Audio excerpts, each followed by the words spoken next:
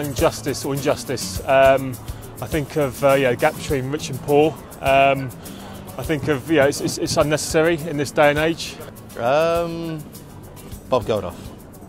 People without any money, anywhere to live, and things like that. I think of Africa and just like poverty there, that sort of thing. You know, it's an like automatic thing, isn't it? Yeah, not having any food, not being able to harvest any food.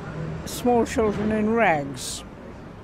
I think of people suffering, that sort of thing, and I think of the injustice that is happening, because I think poverty in this day and age should actually be a thing of the past. I think about the word poverty, I'm thinking about things like people not being able to develop their mind as well as others. I'm thinking about people who don't have the same opportunities as others, so it's not necessarily just financial, but it could also be emotional and intellectual poverty as well.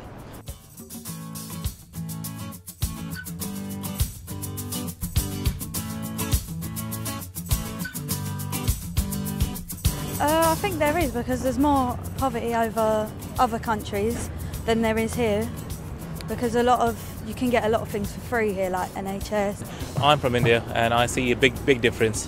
When you land in Heathrow, you don't see slums around you. When you land in Bombay, there's the biggest slums around, one of the biggest in Asia. People see the poverty in other countries, like like India and Africa and stuff, but they don't necessarily see it here. You get a lot of poverty that's kind of hidden away that nobody knows about.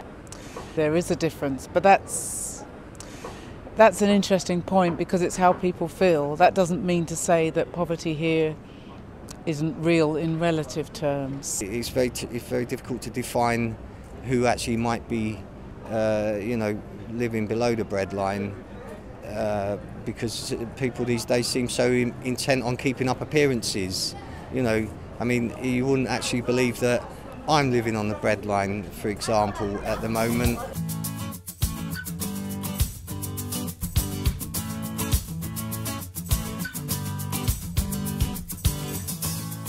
The imbalance of the whole world, I think, really. The imbalance of the haves and the have-nots, the capitalist world we live in.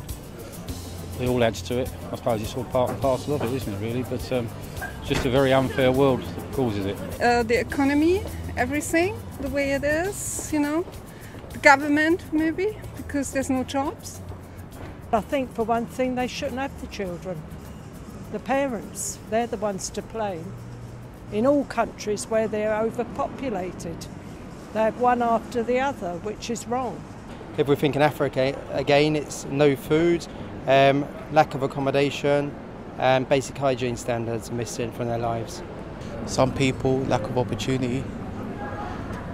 Some people, it's just circumstances. They haven't grown up in a fortunate family. Others, lack of ambition. They don't want to go out and get a job. It's funny, you'll find a lot of happiness amongst people who live in poverty, because they turn to God. And when you look at all the wealth and the money in the world, there's enough of it to actually end poverty in the world, but it's not being distributed fairly.